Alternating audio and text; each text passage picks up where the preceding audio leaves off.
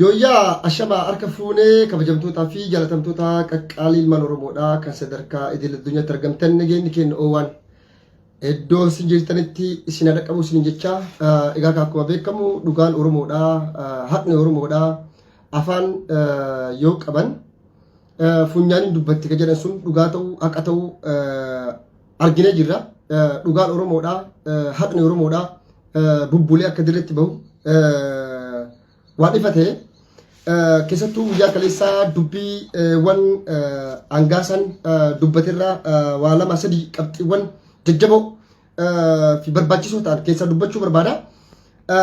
Angaasan akka biyyattii sanitti nama bakka bu'aa mana marii bakka bu'oota uummataa yookaan paarlaamaa biyyattii keessa nama jiru nama gartee ammas dhaaba bilisiginnaa yookaan PP jedhamu bakka bu'ee filatamee sagalee uummataa argatee jaarmee kan wajjin nama hojjechaas turee fi nama hojjechaas jiru nama ammallee akkaan keessoo jaarmee sanii yookaan keessoo bilisiginnaa nama akkaan keessa isaanii sirriitti beeku nama gartee caasaa of danda'e caasaa mataa of danda'e garee isaanii keessan information garaagaraa warra argatanii garee isaa keessaa jechuun namoota muraasa osoo isinii mutaate gama caaltuu isaanii faanis information gurguddoo argatanii gama taayyaa dandaa faanis warra information jajjaboo guruppii qabanii guruppiin kun akkuma beekamu ajjechaa abbootii gadaa jumla Oromootiin wal qabatee dhugaa isaan saaxilan haqa isaan himan haqa isaan dubbatan sun wal dhabbee guddaa akka isaan jidduutti uumee fi walitti gaarreeffannaa yookaan ammoo xiyyeeffannoo keessa wal galchuu hanga lubbuu wal baasu wal gurmeessanii wal ijaaruu isaanii kana diinnis firris alagaanis isaanis akka gaariitti beekan jechuudha. Keessattuu angaasan guyyaa kaleessaa dhugaa Oromoo jirtu haqa Oromoo jirtu lafa kaa'ee jechuudha. Oromiyaa keessatti ajjechaan as deemu haala hamaa akka ta'e ajjechaan as deemu Oromiyaa keessatti Oromoodhaaf fi Oromiyaadhaaf akka hamaa ta'e kallattii wayii nuutu qee jira nama waa hubatuuf nama waa galaniif jechuudha. Angaasan guyyaa kaleessaa dubbiin inni dubbate tokko mootummaa bilisiginnaa yookaan mootummaan Abiyyi jedhamu kun akka mootummaan jirri qafoo ta'e akka mootummaan kun mootummaa hoffee ta'e akka mootummaa suuraa fi magaalaa Finfinnee qofa keessa jiru yookaan caasaan isaa gadi jiraatee biiti sun akka Abiyyi yookaan bilisiginnaan yookaan mootummaan badhaadhina jedhamu kun akka mootummaa ta'ee itti fufuu hin dandeenye nu ibsa angaasan guyyaa kaleessa haasaa isaarraa kanuma hubannaa jechuudha. Ammoo wanni guddaan tokko mootummaa Abiyyi haasawni guyyaa kaleessaa inni yaase hiddaan isa raasee jira. Tokko raafamiinsa hama bilisiginnaa Oromiyaa keessatti uumee jira. Lammata afaan Amaariffaatiin dubbiin angaasan dubbate raafamiinsa hama ba'aaden angoota naannoo Amaaraa bilisiginnaa naannoo Amaaraatii fi naannoo Oromiyaa gidduutti uumee jira. Bilisiginnaa naannoo Amaaraa fi naannoo Oromiyaa qofaa fi federaala gidduutti uumuu osoo hin taane ammoo aktiivistoonni Amaaraa hayyoonni isaanii kaadreen paartiiwwan mormitoota Amaaraa dabalatee Izeemaa fa'aa hunda dabalatee bulchiinsi mootummaa naannoo Oromiyaa bulchaa jiru Shimallis Abdiisaa ija shakkiitiin akka ilaalamu isaan godhee jira jechuudha. Ganaa jarri dhiisuuf hin danda'u jechuudha. Siisaa Ageenaa ni beekta siisaa Ageenaa ti moo'innu kan isaatti irra dalagaa ture siyaasa keessaa bahee jira harka baafadhee jireenya kiyya jiraadha jedhe har'a siyaasatti deebi'e. Maaltu isaan siyaasatti deebise? Dhugaa Oromoo kareessa mayxetu har'a dhohee jechuudha. Dhugaa Oromootu har'a dhawwaaqee jechuudha. Dhugaa Oromootu har'a gabbahee lallabamee jechuudha.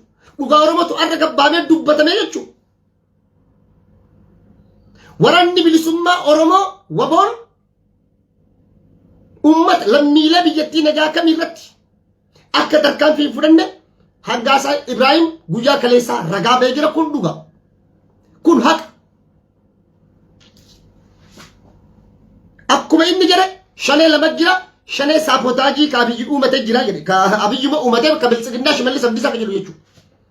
Kana jechuun yoom eegale yaadadhaa humni addaa naannoo Oromiyaa irratti leenjifamee eebbifamaa ture sun hundi saabotaajii shanee Shimallis Abdiisaa fi Abiyyi ijaarratan.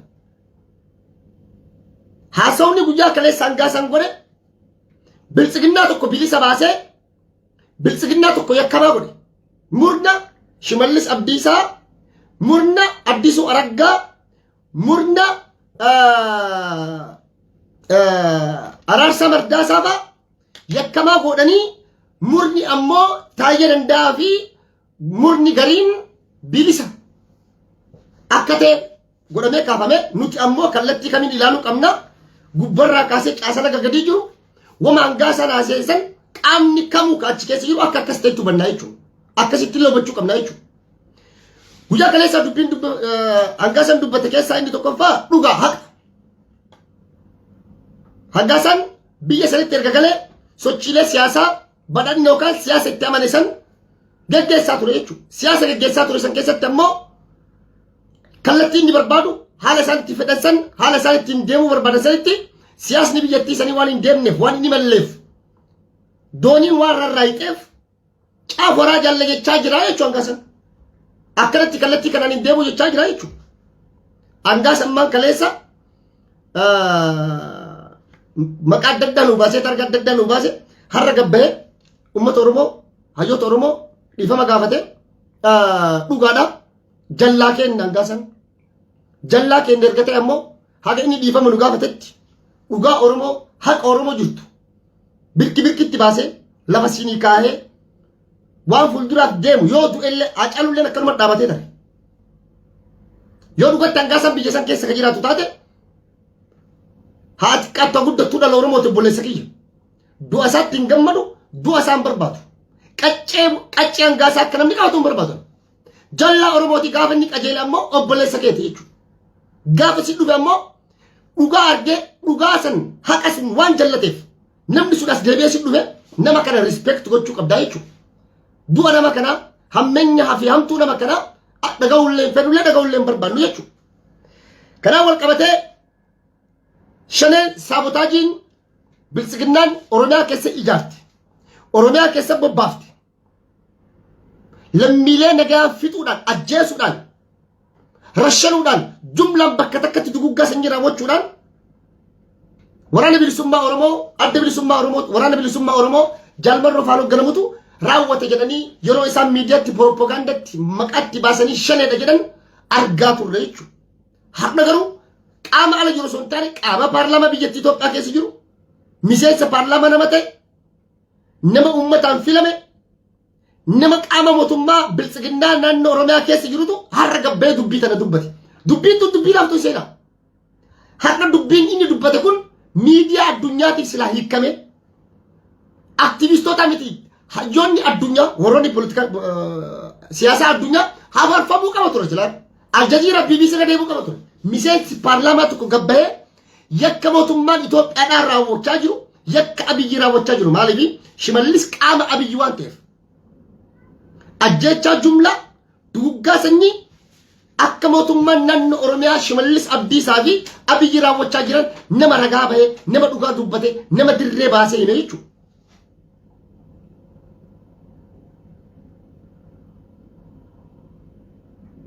Saabotaaji shanee maqaaf gasar itti baafate saabotaaji jedhan shaneen Abiyyi jalqaba hoo ka isinii galu taate yoo ka waa dubbistan taate Zahay Jack Revolution kitaaba jedhamu kan Dr. Milkeessaa miidhagaa barreesse gubbarra jira jechuudha. Shanee forjidii akka Abiyyi uumuu barbaadu shanee forjidii kun akka jiraachuu qabu shanee kanaan akka Amaara sodaachisaa waggaa 50 bituudhaaf manaama qabu Abiyyi achirra kitaaba san gubbaa lafa taa'ee jira jechuudha. Waraanni humni addaa jedhamee kuma kudha wayi soddoma eebbisiisa sun hundi isaa shanee saabotaa jira. Shanee saabotaaji tun maal daliti eenyuun ajajama Shimallis Abdiisaa Araarsaa Mardaasaa Addisuu Araggaa faan ajajama jechuudha.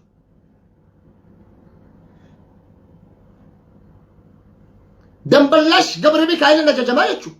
Shimallis faan qofatti hin dhiisina. Mootummaa federaalaatiin ajajama hoogganama. Abiyyi quba qaba duubaatti jira. Abiyyi dhiisii akkasiin hin jiru. Gilxii dhugaa baanee nullee itti dabalaafi jechuudha.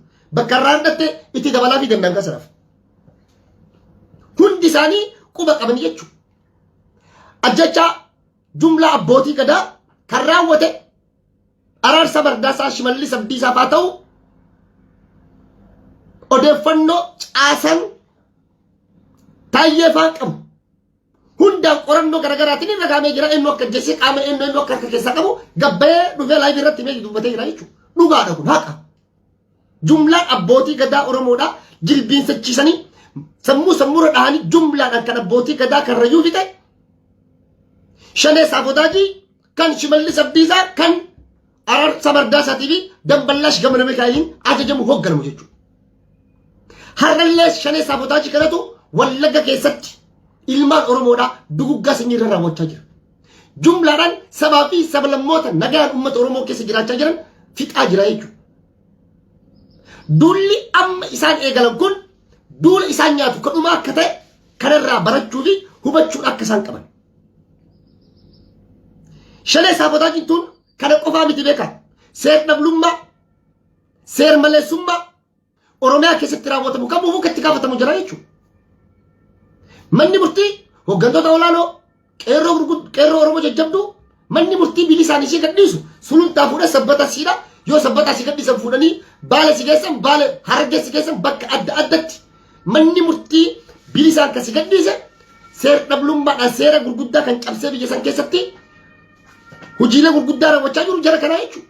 Qaama kanatu har'allee naannoo Oromiyaa keessatti Amaara fixaa jira jechuudha. Kana kan ragaa bahe qaama mootummaa itti gaafatamaa paarlaamaa Itoophiyaa miseensa paarlaamaatii fi miseensa mana bakka uummataatii fi haa xiqqaattu guddattu kaadiree bilisiginnaa guddaa olaanaa tokkotu dubbii kana dubbate jechuudha. Is dangerous. Mootummaan Abiy mootummaa humna hin qabne akka ta'e. Shaneen isin ariitan hin jirtu shaneeyyuu baqachaa jirtanii akka yeroo inni jedhu kana jabina waraana bilisummaa Oromoo himaa jira hangasa. Waraanni bilisummaa Oromoo jabaa akka ta'e ijaaramiinsi isaa caasaan isaa odeeffannoon jarri qaban loltummaa irratti gootummaa isaan qaban ragaa bahaa jira jechuudha hangasa. Shanee Saafotaajiin immoo baqachaa jirtiin dhugaa. Bakka baqattanitti uummata nagaa fixaa jirtanii shanee fixe jettanii hin sobinaan kijibnaa jechaa jira. Ragaa evidensii guddaa bahaa jira jechuudha. Kun gaaga'ama siyaasaa guddaa bilisiginnaa Oromiyaa keessattis federaala keessattis naannoo Amaaraa keessattis uumaa jechuudha. Baga dubbate baga itti cabsite jennaan baga haqa uummataa baafte baga uummata keetillee hayyoota Oromollee dhiifama gaafatte. Kana jechuun kiyya bor ejjannoon isaa akkanumatti itti fufaa isinin jechaan jiran.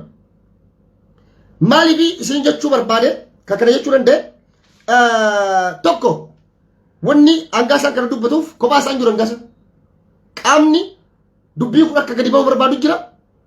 San qofaa miti dubbii naa caalu dubbii gaafii jajjabduu uummata Oromoo jidduutti taatee jirtu akka irraa dubbachuuf deemus isinitti himee jira jechuudha. Kana jechuun gabaabumatti namni Haacaaluu nyaate Shimallis Abdiisaa fa'a Araarsaa Mardaasaa fa'a kana achi dubbiin biraa takka hin jirtu kana hangaasallee dhufee kan dubbatu taate kanuma isinii hima jechuudha. Kana maaliif isiniin jechuu barbaade? Waan tokko hangaasan kaleessa kaasee jira anis irra deddeebi'ee yeroo hedduu isinitti himee ture. Abiy Ahmad maal si godha? Tiim Lammaa achirraa kaasee gaafa Shimallis faa fidu qumaara guddaa biyya ofii taphate. Odeeffannoo Oromiyaa keessatti deemu waan irraa hangaasaan isinitti himu kana Abiyyi osoo quba qabaanne Shimallis faan waraana san jaaranii Shanee Saafotaajii san bobbaasanii uummata nagaa fixanii no Abiyyi waan hunda ka deemu hunda quba takkaan quba qaba jechuudha.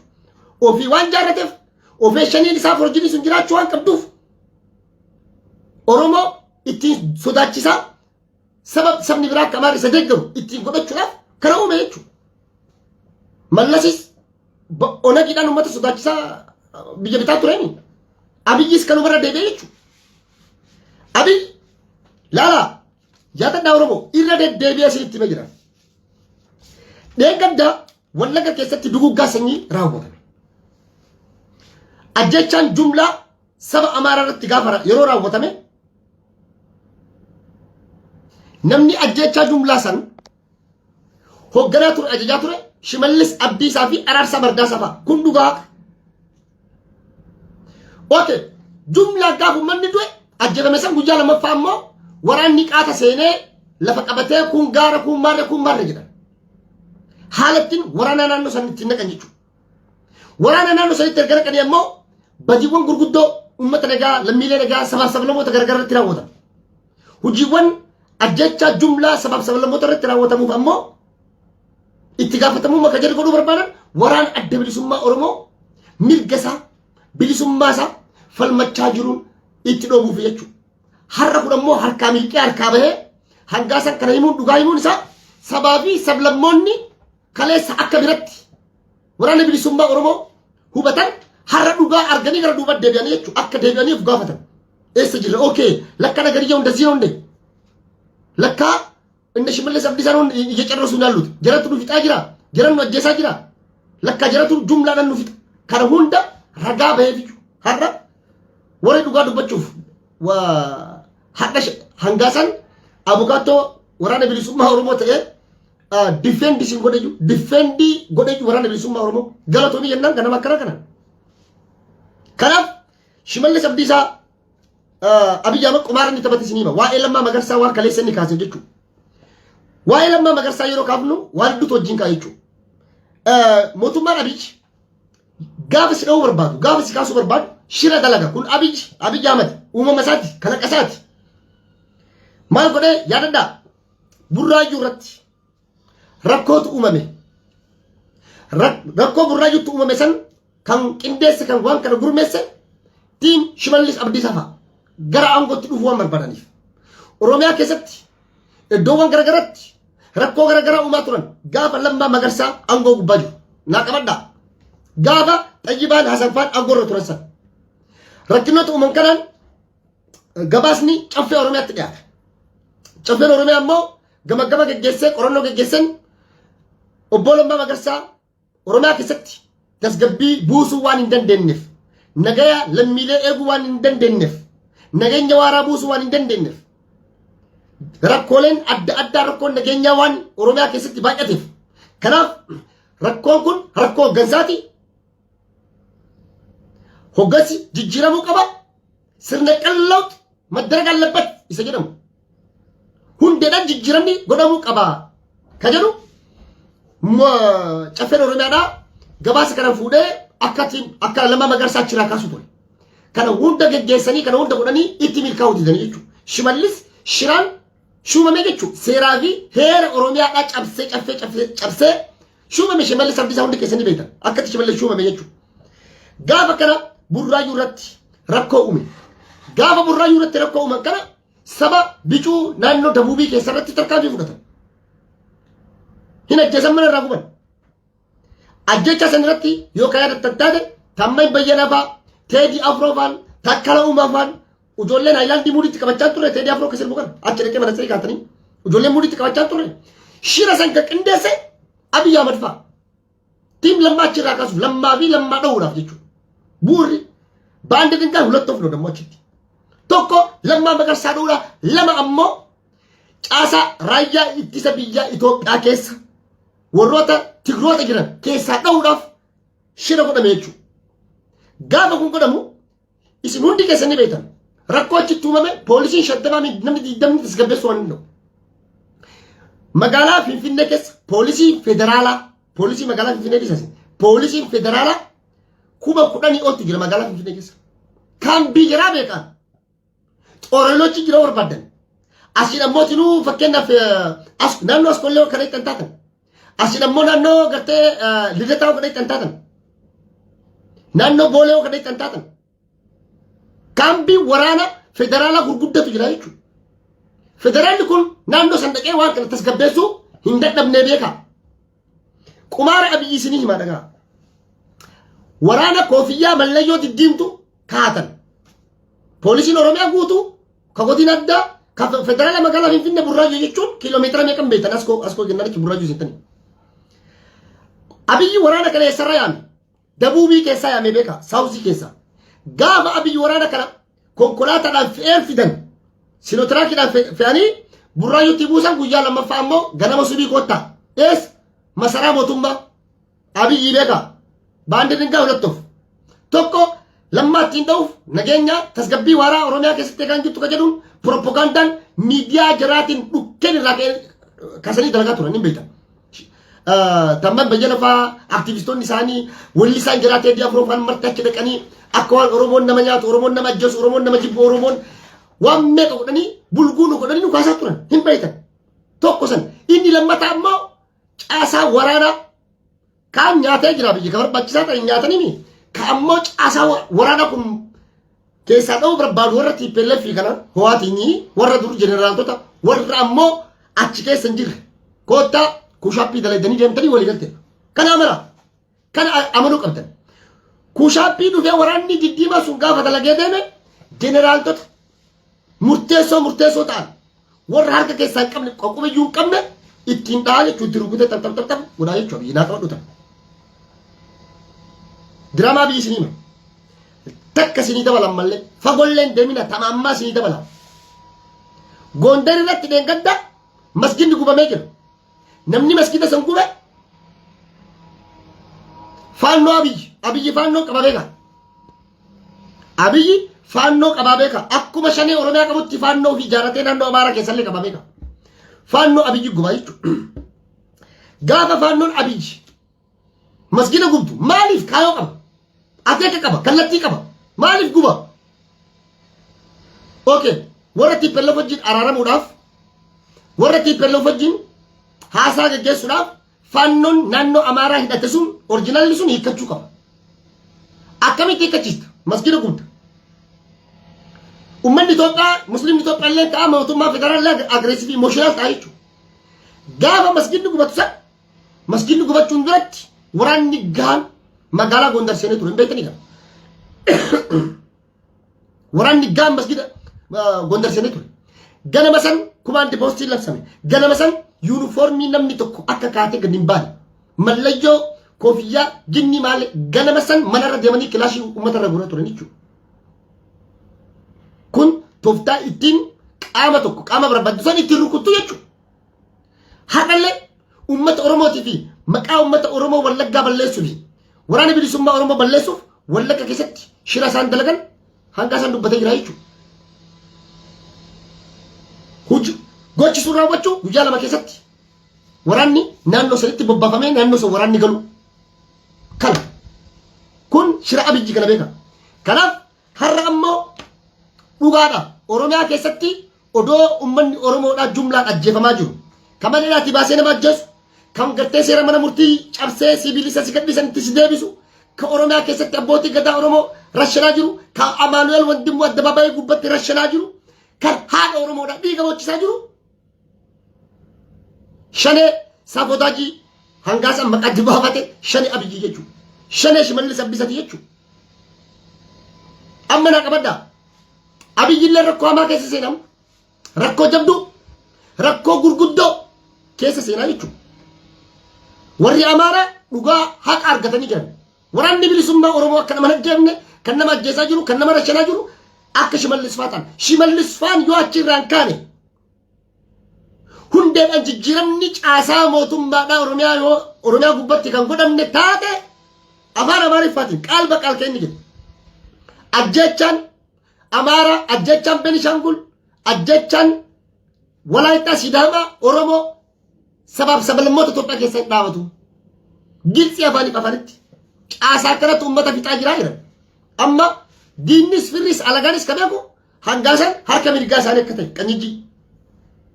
Har'a inni gabbee dubbachuun sun iccitii guddoodha. Hamilee mootummaa qirixxee cabsaa jechuudha. Adeemsa siyaasaa mootummaa gufuu guddaatti ta'a jechuudha. Shiraa fi sharri isaan dalagan akka ittiin milkoofne godhaa jechuudha.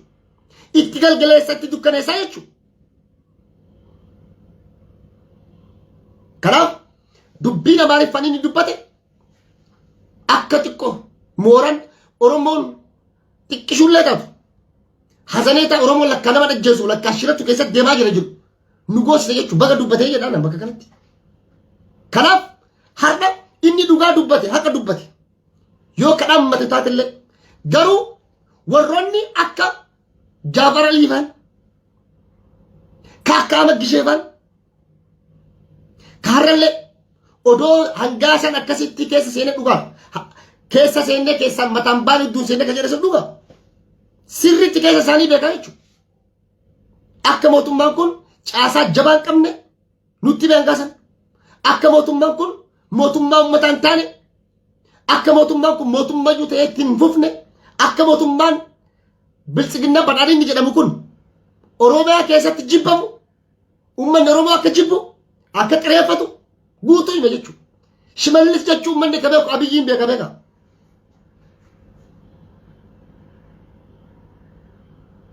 Yoo hangaasaa Abiyyaanas sii jiraati jara tana uummata Oromootti kaasuu barbaadatti Shimallisiin waan barbaadde jedhii viizaa sii dhoofne jirraa ayyama qabda jedhaniinillee sun dubbii abbaa qabdi. Amma riskii guddatu uumamaa jechuudha.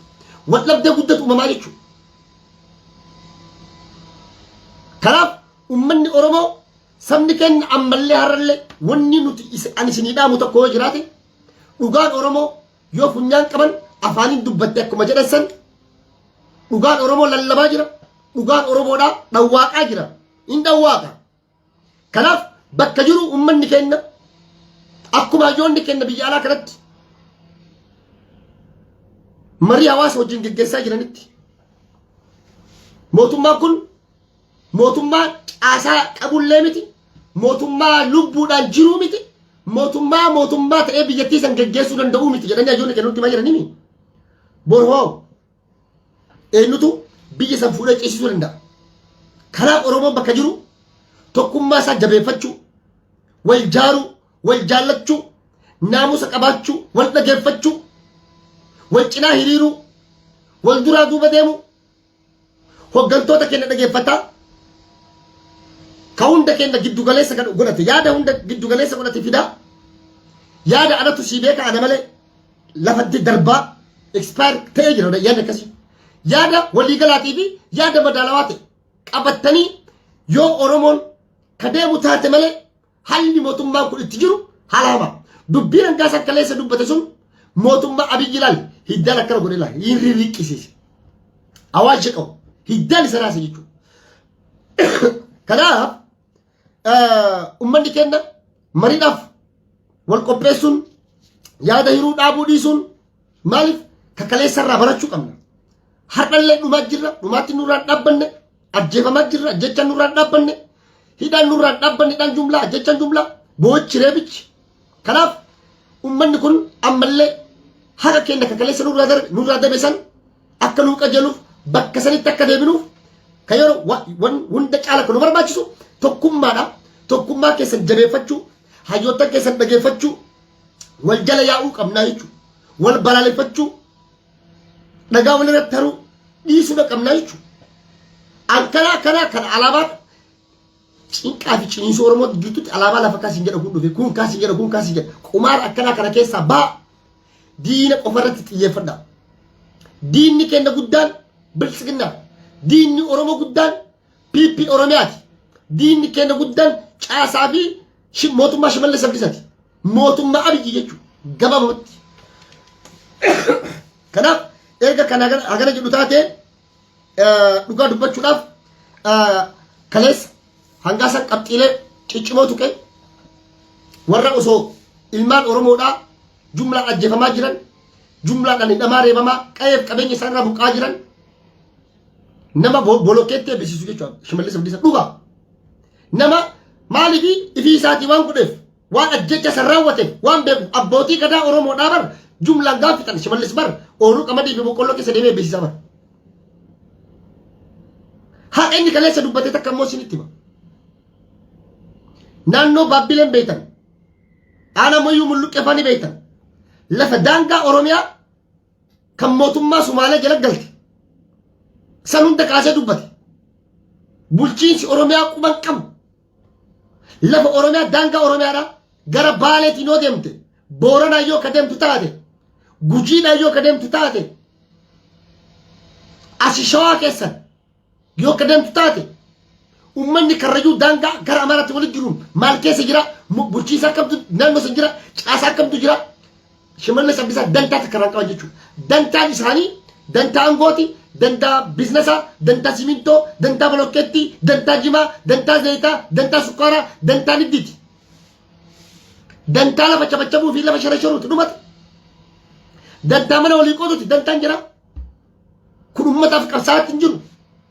Kun diina guddaa Oromiyaati jechuun mootummaan akkana kun. Nulle wajjin nutu duruu jechaa irraan gasanarra nu wajjin gabbayee mootummaan kun diina guddaa Oromiyaati jechuu isaatiif galatoomii jennaan. Galatoomii jennaan.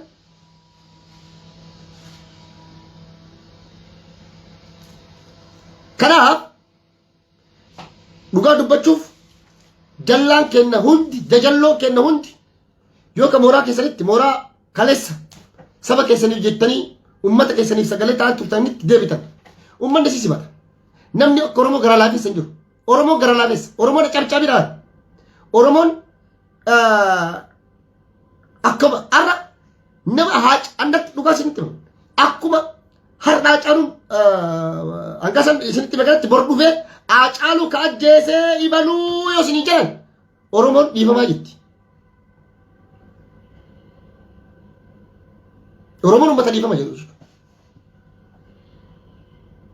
dafanii waa faarsu dafanii waa diigu waa jaaru mee yeroo takka takka dhageeffadhaa hin dhageeffattaa waan si fayyadu waan bu'aa si qaboo taatee fudhattaa jechuudha.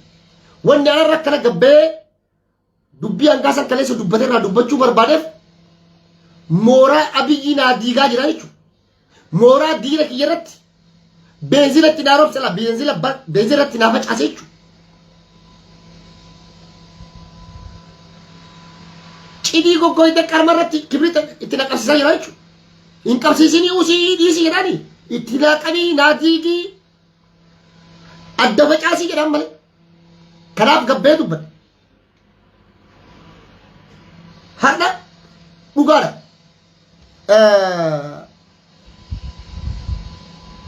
Tiimiin Taayyee Dandaafaa akka ta'an taate. Tiimiin hanga safaallee akka ta'an taate. Dhugaa yookaan walitti nu taate hunduu faayidaa bu'aa irratti wal dhaba. Dantaa siyaasaa dantaan gurra wal dhaba.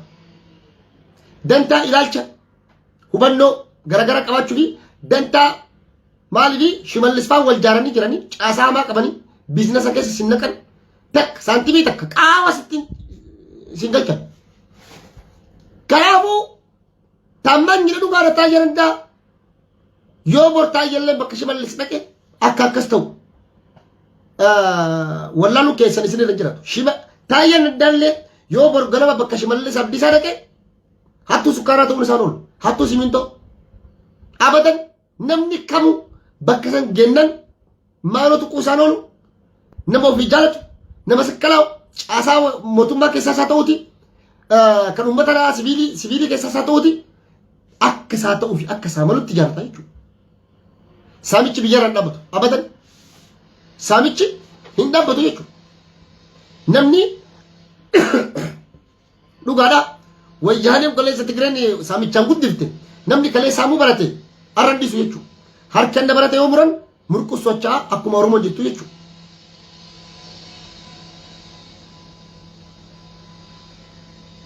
Maaliif isinii jedhe beektanii tokkota masjalanaa barreesse nama caalu ajjeese yoo hangaasan gabbee isinitti min amantan nunu amantan nuti isinitti maa jirra. Reeftane qabxii isinii kaase masgida ka gubee faannoo balleessuu fi Gondar keessatti Abiyyi mafaqqala mangistii baqaa jedhuun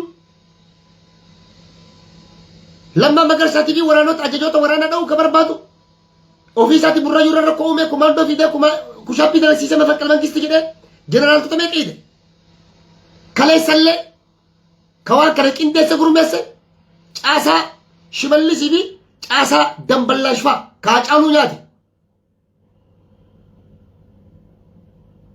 Biltsiginnaa shimallis abdiisaa fa'a warruma kaleessa abbootii gadaa Oromoo jumlaadhaan rashanetu haacaalullee kalee nyaate jechuudha. Gaafa haacaaluu hundeessaa ajjeesan kaayoo ajjeesaniif qaban bu'aa fi faayidaa isaa ilaalaa dhageeffadhaa. Haacaaluu yoo ajjeefne Oromiyaa keessatti gaaga'amni lubbuu nu dhufa lafa kaatana wal namni akka 500 du'a jiran namachi gaduutu du'u malayyuu akka isaan yaadanitti qabeenya gara barbadaa'u manca'u mala lafa kaatanii kanarra kanaafi angoo teenya tamirra nu wayya. Silazii haacaaluun du'u qaba ajjeefamuu qaba. Gaafa haacaaluun du'oo Haacaaluu yagaddalau nama biraati. Jawaarfaa maaltu keessa fidi? Baandi dingaa akkuma reefsi hin jedhe laana. OMN cufuuf Haacaaluun duu qaba.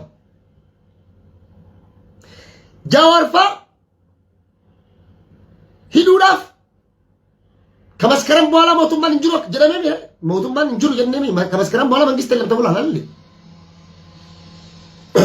ጃዋር ፋይሉ በቀለ ገርባ ፋይሉ ቄሮ ኦሮሞ ጀጀምዱ ኡርጂ ታቴ ሆገንቶታ ጀርመ ሲያሳ አድብልሱማ ኦሮሞ ሂዱዳፍ ጀባ ኦሮሞ ከጀደመ ሁንደ ደጉሩዳፍ ሃጫሉ ዱ ቀባይቹ ሃጫሉ ኦፊ ጀሰኒ ደደኒ ለሲጉረኒቹ ሰኑ ማበር መስጊዳው ቢጉመኒ ሲጉበ ሲንጀረኒ ሲከቺስነቹ ካለተም ይዩ ቁማር ሲንገሉ ኡጋን ጅርቱ ሀኒ ጅርቱ ከን ማሊፍ ጃዋር ፋዳን ሃጫሉ ሲንቶ ጀሰ ጀደኒ ኪሲት በሊ ገልመ የረን እንጅሩ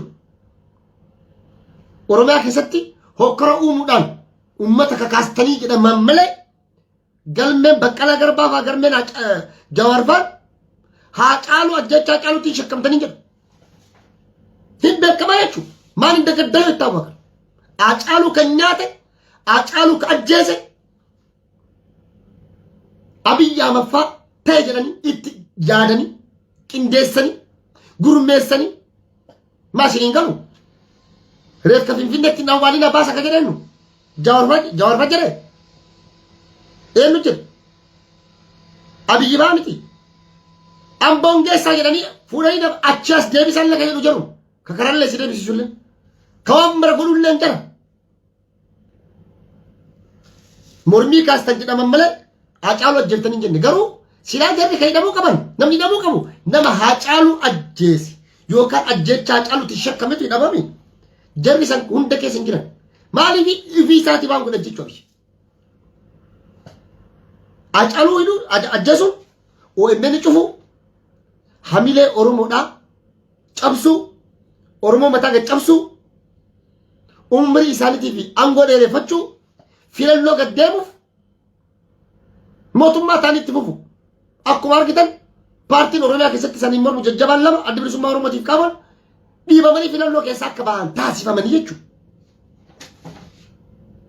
ከረወቹ ቀብደን ከራት አረለ ይረድ ደቢነስ ልትማጅር ዋያ አጀቻ ጫሉ ሀገ በይኑን ሀገ ቆረነን ማሊፍ ከጅሩራ ከካኔ አከሞቱማን አብይ አጀስ ሽመልስ አብዲሳ ፋን አከሰኛተን ሽመልሲን ዶፋን ቦየን ሰንጋን አኩማንጋሳን ጀደሰን ወተከበይን ዮተ እዩ አራርሳ መርዳሳ ስርት የበረች ቤት አጀቻ ጫሉ ደንበላሽ ገብረ ሚካኤል ትከፈተማ ፖሊሲ ፌደራል ኢትዮጵያ በረች ቤት አጀቻ ጫሉ አጋሚን ጋባ ጃዋርት ቆደም ጋፍ ሲኩሪቲ ጃዋር መነሰን ከሳያት ደንበላሽ ገብረ ሚካኤል አከ ጋር ቤካ አብይ በቃ ቢያባ ሄደ ራሻ ደሙ አከ ጋርት በረች ቤካ ቅንዴሰኒ ተጀኒ ዮጃዋ አጀፈበ ኦሮሚያ ከሰቲ ጋጋ አምኒ ልቡ ነመ መቃን ዱሃ ይም ቤካ ለፈጋዲ በር ኢንጂነር ተኮ ጋፍ ከራቶልቹ ጋፍ ፎቂቶቹ ጉያ ገና ከሰቲ እንዲጣጅለ ደለገባ ለፈካይ ደለገባ ጉያ ገና ከሰቲ ከራስ ራጋሲስ ፓልቲን ፊታ ፎቂ ከነ ጉያ ገና ፊታ ሀገር መስታወት ትረጫ ሀገር ሀገር ኪሳራ ቤቀነ ደልደላ ባቴ በር ቡአ ሜቀር ገደ ከሳራ ሜቀር ገደ ጀቴ ባታ ሲያሰ የቹላን ደልደላ የቹ ደልደላ ከነ ከሰቲ ቡአ ሳኒ ሞ ሚዳ ዱፉቱ ልቡ ይልመና ከናፍረኮ ከበሙ ዲጂ ገነማ በረተ ሜራቢ ዲገንተበቹ ደንታሳቲ ቢቲ ልቡ ይልመና ቁማር አከሲ ተመታይቹ አብይ ዲገነማቲን ሞቱማን ጎለ ረፈቱ ሞቱማ ሞቲቴ ጅራቹ በርባድ ሞቱማ አከሲ ዲቹ አብይ አጫሉ ጆዶ ከሳራ ሜቀዱፋ ጃዋሪዮ ጀነ ከሳራ ሜቀዱፋ ከለጉቱ ቁባቀበ ረቢ ጃወርቱ ይየጉያሰን ጃዋሪን ሀምቢሰ የቹ ሀራን ጋሳን ገሩ ዱጋ ዱበተ ገበይ ሀራ ዱጋ ይመ ማሊቢ ከለሰስ ማሊቢ ላላ ኢቢዳ ነመ ጉባሱ ኢቢዲ ሱን ረቦ ቆፈ ቤካ ጀደኒ ሜረ hangasalle security isa najala fudani jedhe security isalle fudani akka ajjesani ni dhugaa ajjesani jedhan maalifi icciti san fuudhe yoo hangasatti be hangasan borganama gadhodhoose mucaasun ammoo lubbuudhaan baafate mucalleen biyya biraatti baqate eenaan jedhani jiran akkana ka jedhamu taate rakkoon eenyu jidduutu mamam Okay. Hangaasaa ajjeesaa qindeessan. Kan waan kana qindeesse Shimallis fa'a. Araarsaa Mardaasaa fa'a. Akka Hangaasaan Ibrahim ajjeefamu ka qindeesse jira. Kan mallaqa miliyoona 3 sii kennina jedheen, kan lafa sii kennina jedheen jira. Okay, amma hati qaxxa guddattu namni obboleessa fi jibbuun jiru. Obboleessi kenna badii maal dalagee ka jedhu inni caaltuu isaanii fallee caasaan jara guutuun rakkoo uumamaa jechuudha. Dhaaba san keessatti, bilchiginaa keessatti. Mucaas yoo gabbee ka ministeera kana himuu taate immoo daranuu rakkoon hin baay'ataa jechuudha.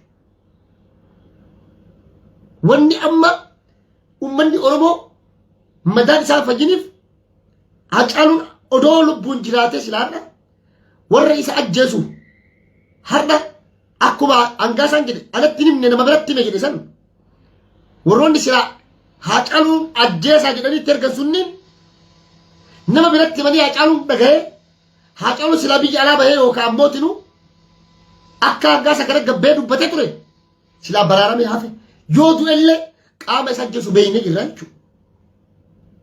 Amma ammoo na dhagaa girrigirri laleebaa hin bachaa jiran. Har'a Hangaasaan dhaabbatee jira. Yoo anka du'u taate lajjeefamu taate illee Shimallis Faana ajjeesaa jedhee dubbatee jira. Ammoo kana keessa warra waa saammachuu barbaadu jira jechuudha. Baay'ee zawwee dhiifa balaa godhaa yoo sagalee kiyya kadha gootaa mucaan kun Hangaasaan seef bakka ta'e osoo taa'e gaarii na fakkaata. Qaama kamuu osoo amanuu baate gaarii na fakkaata. Maaliif Itoophiyaa keessatti amma qaama si ajjeesu hin beektu. Warra har'a akka Shimallis Faana dhaaban Shimallis Faana akka daranuu balaan ibiddi irraa deemuuf bu'aa isaanii keessa barbaacha warroonni dhufanii namni si ajjeesu mana. Har'aati Shimallis Faana jetteeni jarri ookee har'a kana jettee jarri illee si ajjeefti kun illee si ajjeesi qaama si ajjeesu hin beektu sin jechaa jiran ammoo. Waan jedheef qaba dubbii tana. Waan dubbii tana dubbadheef qaba waan dubbii tana jedheef qaba. Bor rakkoo guddatu uumamaa jechuudha. Yoo akii Hangaasaan Kanada jiraate waan jirtu akka akkasii dhodhoosee dubbatee beeku maybe. Maaliif jennaan Abiyyi paarlaamaa keessa taa'ee akeekkachiisa cimaa yaadadhaa warroota paarlaamaatiif kennee ture jechuudha. Odoo Hangaasaan achi keessa ta'u. Namni miseensa mana marii bakka bu'oota uummataa ta'e kamu akka gabbee waan agareen barreessine akka gabbee waan agareen dubbanne akeekkachiisa cimaa muumichi ministeera Itoophiyaadhaa kennee jira yoo dhaggeeffattan paarlaamaa isa yoo laaltan. Akka namni takka kana booda waan dubbanne akka lugaamaman lugaama itti kaa'ee ture jechuudha. Lugaama itti kaa'uu qofaa miti dubbiin Hangaasaan kaleessa dubbate dubbii Shimallis Faana qofaa osoo hin taane Abiyyi mataa isaa irra deemaa ture jechuudha. Ashmuuriidhaan Abiyyi si jaaladhaa biyya akkanaa haa jedhu malee afaan Amaaraatiin dubbiin dubbate dubbii Shimallisii miti Abiyyiin ilaallatti kallattiidhaan. Har'a warri nafxanyaan warri Amaaraa guutuun eenyu gaafata? Abiyyiin gaafata daaretti jechuudha. Abiyyi har'a Hangaasaan seera heera keeyyata biyyattiyaa cabsee jira fakkeenyaaf siin jedhan seeraan ala dubbate kun adeemsa paarlaamaatii miti ganaa bar paarlaamaan Itoophiyaadhaa naa qabadha. Paarlaamaan Itoophiyaa yoo intarvii irraa guuranii yaadattanii bulchiinsa naannoo Walloo keessatti duuggaa sanyii raawwatame miseensonni lama dhiira tokko dubartii tokko Walloo irraa dhufan dhugaa fi akka uummata Oromoodhaa dhoosanii paarlaamaa keessatti dubbatan. Miseensonni mana marii bakka bu'oota uummataa saba biraa irraa dhufan kan duraan dhiiga bu'an gabbaanii kun adeemsa fi seeraa fi heera biyyattii irrallee jiru adeemsa seeraa fi heera miseensa mana marii bakka bu'oota uummata irraa eeggamuu miti jedhanii miti. Har'oo waan Hangaasaa kanallee ilaala dubbii Hangaasaa tana ganaa miseensota paarlaamaa propagaandaa itti ijaaranii TV'dhaan dubbachuudhaaf deeman ganaa naa qabadda. Kana naa qabadda. Ganaa OBN illee propagaandaa addaa oofaa jechuudha. Maaliif tokko yoo hangaasan Itoophiyaa keessa jiraate akka seera jala ooluuf akka hangaasan Itoophiyaa keessatti hidhamuuf hidhamuudhaaf ammoo hangaasan maaltu dura dursaa paarlaamaan Itoophiyaadhaa hangaasaa Ibrahim miseensummaa isaa irraa mulquu qabaa jechuudha. Kana naa qabaddaa hangaasan Itoophiyaa keessatti toonnoo jala ooluudhaaf seera jala ooluudhaaf hidhamuudhaaf paarlaamaan Itoophiyaa akkuma Dabratsiyoonii fi Geetaachoo Raddarraa miseensummaa irraa mulqetti hangaasaa Ibrahim irraa hin mulqisiisaa jechuu hin mulqaa jechuudha. Gaafa hangaasaa Ibrahim miseensi paarlaamummaa isaa irraa mulqame ammoo seeratti dhiyeessanii to'annoo jala oolchanii miidhanii itti raggaasisanii itti murteessanii jechuudha. Tanallee inni raaffatinaa dibbee garasii qofa laalinaasi. Wanni propagandaan ETV fi maaliif ETV'n dubbata hangaasan dartilee afaan Amaaraatiin dubbate. Wanni inni dubbate is dangerous. Dubbiin inni dubbate dubbii sobaatti jedhanii wanni hangaasan dubbate soba jedhanii afaan Amaaraa ውሸት ነው። ይሄ አግባብ አይደለም። የኢትዮጵያን ታሪክ የኢትዮጵያን ሴና ኤጉሚቲ የኢትዮጵያን ህገ መንግስት ሴራ ኢትዮጵያን ዋኔ ኤጉሚቲ ነምነከላኩን መነመሪ በከቦት ኡመታ በከምቡ ፓርላማ ኢትዮጵያ ሚሰሱም hangaasaa Ibrahim irraa mulqine jirra yeroon jedhu gabaabadha naa qabadda. Hangaasan Kanadaa jiraatu Keenyaa jiraatu Tanzaaniyaa jiraatu Afgaanistaan jiraatu bakkuma jirutti ammoo nageenya hangaasaa wafan akka rabbi umrii isa dheeressu jallaa kenna waan ta'eef jechuudha. Rabbi isaa qajeelchu jallaa kenna waan ta'eef hammeenya isaan feenu du'a isaan jaalan abadan yoo gafa dhedhaan mateellee kan namatti muru rabbi ilmi namaa fedhe sitti muru jechuudha. Akkuma dubbiin dubbii qocaasan jechuudha. Qocaasitti muramtee jennaan wayi rabbi harka keessaa qaba jetti sanii jechuudha dubbiin. Kanaaf propagandaan bor OBN hin deemu Shimallis Abdiisaa faan oofuu deeman naa qabaddaa. Kaadira fi kaabineen bor gayyaatee dubbattu hedduu naa qabaddaa. Paarlaamaan federaalaa akkasuma caffeen Oromiyaallee akkasuma naa qabaddaa. Miseensummaa irraa mulqan zeerootti isa deebisanii jechuudha. Abaddala kanatti hangaasaa Abdiisaa naa qabaddaa. Ammoo Shimallis Abdiisaa faa itti fakkaatee hangaasan akkasichuu mala. Baay'ee Shimallis faan Oromiyaa irratti akka malee wal ijaaranii jira. Gurupiin maafiyaa dangerous kun akka malee wal ijaaranii caasaa mootummaa hanga federaalaa fi naannoo guutuu gubbaa hanga jalatti iddoo qulfii murteessoo guutuu jira harka qaba. Taayee dandaafaan qulfii waajjira isaanii malee waa takka harkaa kan qabne isaan beekan. Isiniin galu gaafa namni kalumaami taayee dandaa bakka murteessaa Oromiyaa irraa fuudhanii ministeera nageenya labsii jedhanii afaan qabuufi miti tiivii kan jabeessuufi miti kan daataa kana guutuu baasennu jaraami addisoo ragga qixxeessaafaa miti kan bolokkeetti eebbisiisaa jiru ennu itti gaafatamaa maneewwan ijaarsaa fi maarree kalastara minaamin magaalota Oromiyaadhaa ennu addisoo raggaatii miti kan bolokkeetti eebbisiisaa jiru osoo namni dhufu. Kanaaf tiim hangaasaa fi tiim taayeen tiim informeeshina malee tiim caasaa jabaa miti. Caasaa jabaa mootummaa keessatti qoraachisan hin qaban never bakka daldalatti isaa ta'uuti bakka aangootti isaa ta'u bakka kamittuu wal ijaaranii jiran jechuudha. Qaawwa ittiin baran keessa of keessa naqan jechuudha. Kanaaf amma naa qabaddaa propagandaan hangaasaan hin deemti.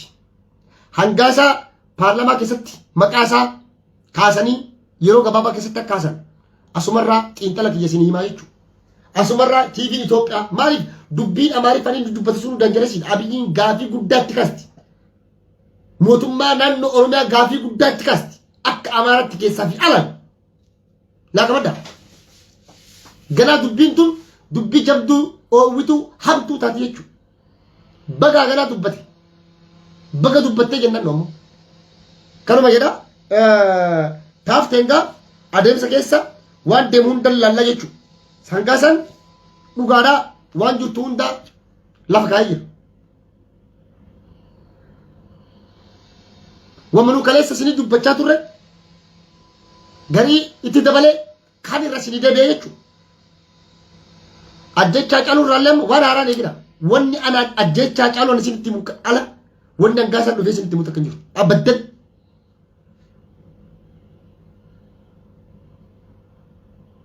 Kana isinin jira.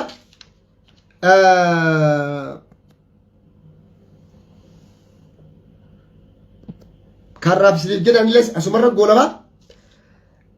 Amma atokooraan hamatu jira.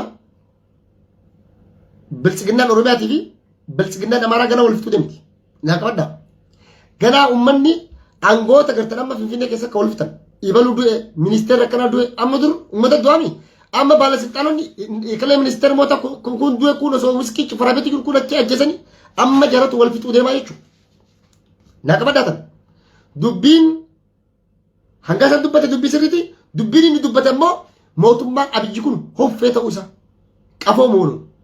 Waa takka mootummaan jirre, mootummaa caasaa hin qabne, mootummaa hidda gadi fageeffatee hin dhaabbatin, mootummaa suuraa qofa. Mootummaa suuraa qofaa fi viidiyoo qofaan jiru akka ta'e kan nu ibsee fi kan nutti hime kanuma jechuu barbaada.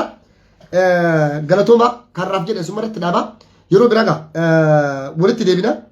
Waan wal hubachiisuun, wal jaalachiisuun murteessaa fi gaariidha. Keessattuu yeroo uummanni Oromoodhaa yeroo sabni keenya irra jirru kun yeroo akkaan murteessaa, yeroo akkaan barbaachisaati. Yeroo keessoo keenya keessatti waan keessoo fixannee waan waloo irratti walii gallee waliin qabsuuf yeroo murteessaa fi barbaachisaa amma. Akkaan yeroo nu barbaachisu amma. Yeroo kanatti ammoo yeroo keessoon mootummaadhaa baqaqee caasaan mootummaadhaa adda tarsa'ee mooraan mootummaadhaa laaffachaa jirutti yeroo mootummaan kun kufuudhaaf rereeqisaa jirutti mooraa qabsoo Oromoo keessatti ilaalcha addaddummaa garaagarummaan waliin gaarrifannaan sakaallaan abaarsi wal abaaruu wal dura dhaabbachuun akka dhalannee fi akka dhufne sodaa guddaa qaba. Kun gaafa dhufe ammoo mooraa diinaa lubbuu tora mooraa qabsoo bilisummaa Oromoo ammoo gaaga'amaa fi kasaaraa kanan jedhamne aarsaa mootummaa Abiyyi caala aarsaa guddaa si kafalchisaa jechuudha. Kana hubachaa mooraa keessan qabsoo keessan jabeeffachaa wal dhageeffachaa yaada keessan giddugala godhachaa deemuu baay'ee barbaachisaa. Yeroo murteessaa gubbaa jira. Yeroo gartee badiiwwan dalagaman rakkoolee jiran tokko hin jiran rakkoolee hedduutu mooraa bilisummaa Oromoo keessa jira. Rakkoo gurguddoo mooraa qabsoo bilisummaa Oromoo keessa jira. Rakkoon kun ammoo rakkoo mootummaa Abiyyi irraa kana caalaa beeka. Rakkoon mooraa bilisummaa Oromoo keessa jiru rakkoo bilchiginnaa irratti jirtu kana caala. Abadan mooraan qabsoo bilisummaa Oromoodhaa qulqulluu xaliilaa jechaa jiru. Rakkoo hamtuu, rakkoo gurguddoo, rakkoo jajjabduu jira jechuudha. Maaliif calliftan yoo gajattan taatan har'a dubbachuun kenna yoo kawaa tolchu taate malee waajii gurratti hin dubbannu gabbaane. Yoo waa badan taate gabbaane dubbannu. Yoo waa tolan yoo gartee maaliif waliin gabroomaa jirra waliin cuqqurfamaa jirra. Shira garuu shira mooraa qabsoo bilisummaa Oromoo keessa jirus wanni dhaabnu qaamota achi jiran san qaamonni sunniin seenaa kaleessarraa waa barachuu qaban. Kaleessa mooraa qabsoo bilisummaa Oromoodhaa akkamiin laaffatte, akkamiin diigamte, akkamiin bittinnooyte, diigamtee bittinnooytee laaffattee abbaa dhabdee olaa taate garuu mooraa qabsoo Oromoodhaa kan lubbuu ture qeerroo fi qarree uummata Oromooti. Oromoon akka sabatti jaaramee tokkummaa isaa kaabaaf kibbatti kallattii afran hin ka'eeti. Jaarameen siyaasaa kamuu kasaan hoggaran jiru. Kireetii jaarameen siyaasaa fudhatu hin jiru. Oromoon akka sabatti waliin qabsaa'e waloo qabsaa'e.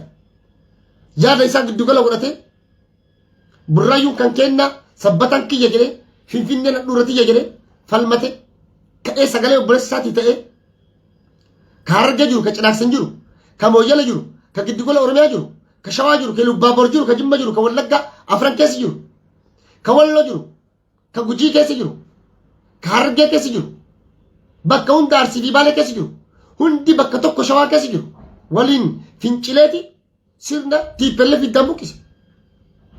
Garuu har'a uummata kanaaf qabsaa jettee mooraa kee keessatti sanuu jaarraa 21ffaa kana keessatti rakkoo kaleessa akka kaleessaa san uuma jechuun beenzilaan nama beenzila fitti raphee kibrita fitti qabsiisan adda baastanii ilaalina. Namni bilisummaadhaaf deemu namni saba kana hangeessa jedhee deemu nama abdii qabu nama mul'ata qabu nama uummatallee saballee abdiitti godhe mul'ataa fi hawwii uummataa sanillee galmaan ga'u malee nama osoo kararra deemu maraattuu miti ka beenzila ofitti naqeef gubu maraattuu nu beenzila ofitti naqeef hin gubu maraattuu dhabatan maraattuun ofin ajjeestu namni har'a mooraa qabsoo Oromoo keessatti qaama babal'isu namni har'a mooraa qabsoo bilisummaa Oromoo keessatti rakkoo uumu nama beenzila ofitti naqee nama kibriita ofii qabsiise jechuudha. Narraa dhaabsisaa nama jedhu jechuudha. Namoota akkasiitiin gargar baastanii ilaalina. Kanaaf har'a gurri waan hedduun dhugaa waan hamtuu gurguddoo meeqatu jira. Tokko lama seenaa sadii afurii seenaa san caala. Garuu har'a yoo nuti kabbaanee waan kanarraa dubbanne mooraa qabsoo Oromoo keessatti rakkoon uumama. Oromoo jidduutti rakkoo uumama akka sabaatti mooraa qabsoo keessatti dhiisa. Uummataaf uummata jidduutti adda addummaa garagara uumama. Ilaalcha akkamii walii qabaanna gaafas wal diina jechuudha. Wal deebina wal nyaannaa jechuudha. Kana ammoo nayyamnu jechuudha. Gootonni kenna qabsaa'onni kenna kan wareegamaniif kan maal heeboofaanis tokkummaa uummata Oromootiif jedhanii bilisummaa uummata Oromootiif jedhanii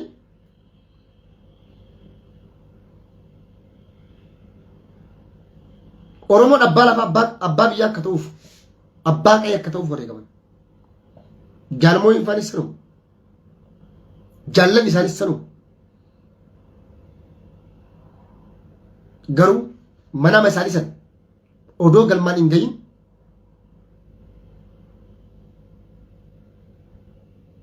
karatti hafuun isaanii sun baay'ee onnee nama cabsa. Baay'ee nama dhukkubsa.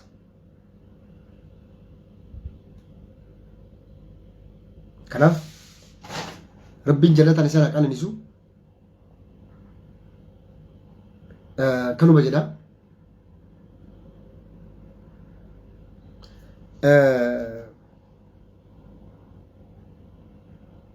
Garuu guyyaa tokko seenaadhaaf wanni hunduu lafa ta'a. Guyyaa dubbachuun nu barbaachisetti hin dubbanna. Yeroo irra jirrutu murteessaadha. Yeroo irra jirru yeroo akkam barbaachisa, yeroo akkam murteessaati. Yeroo akkaan walii yaadu, walii nahu, walii dhukkubsachuu, wal maxxanfachuu, wal hammachuun, waliif naatoo qabaachuun nu barbaachisu keessa jira. Yeroo akkaan aggaammiin garagaraa uummata Oromootii fi Oromiyaa fi Oromummaa irratti godhamee jiru kanatti yeroo diinni kenna keessaa fi alaan kallattii hundaan nutti yuusaa jiru kanatti tokkummaan Oromoodhaa laaffachuu qabu, daranuu jabaachuu qaba.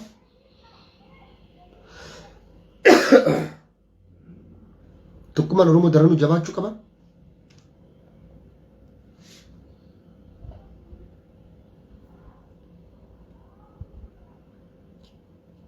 Yeroo kamuu caalaa tokkummaan Oromoo ka jabaachuu qabu.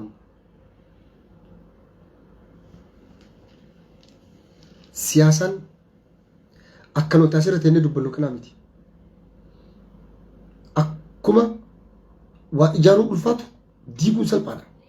Jecha lamaan namni waa diiguu danda'a.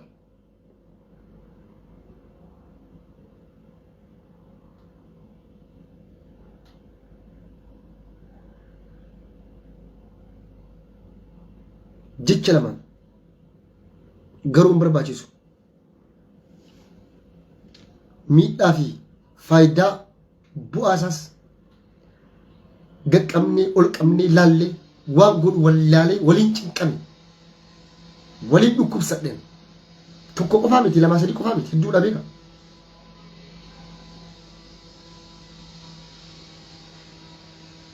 Kanaaf of eeggachaa sirbuulleen baay'ee barbaachisa waan ta'eef naf mul'ateef kanaaf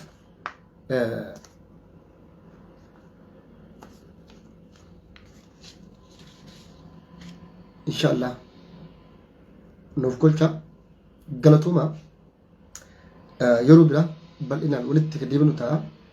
Har'aaf garuu asuma irratti isiniif dhaaba isiniif xumura. Gootota teenna warreen nurraa wareegaman rabbiin jannatul firdoosii isaa haa qananiisu.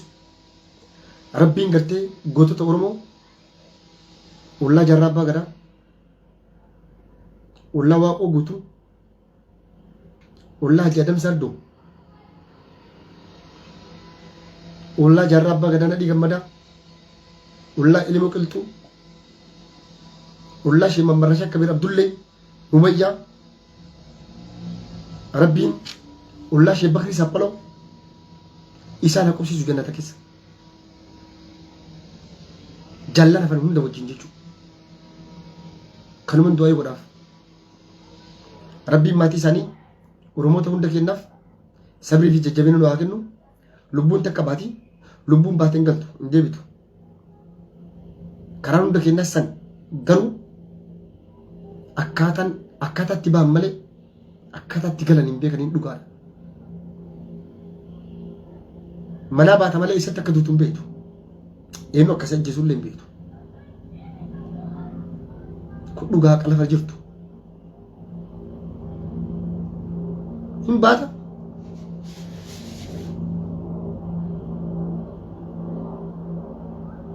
Akkamitti akka duutu, eessatti akka duutu, yoom akka duutu hin beektu.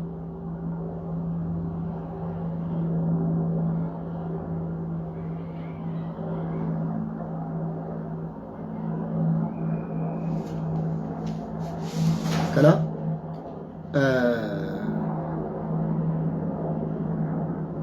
galatooma Rabbi rahmata sana godhuu fi asumarratti dhabee bu'aa nagaa keessa na jiraadha. Rabbiin dhugaa gootota itti na hundaa ni baasa. Dhugaan haa caalus nu babaa. Dhugaan jaallan kamaalee boofaas ni ba'a. Dhugaan jaalmoo ifaas ni ba'a. Ka jaallan hedduus ni ba'a. Hunda jira. Akkuma yeroo isaa eeggate hangaasan gabbaase kanatti guyyaa tokko gadi ba'a jechuudha. Kanuma isin jedha nagaa keessa na jiraadha.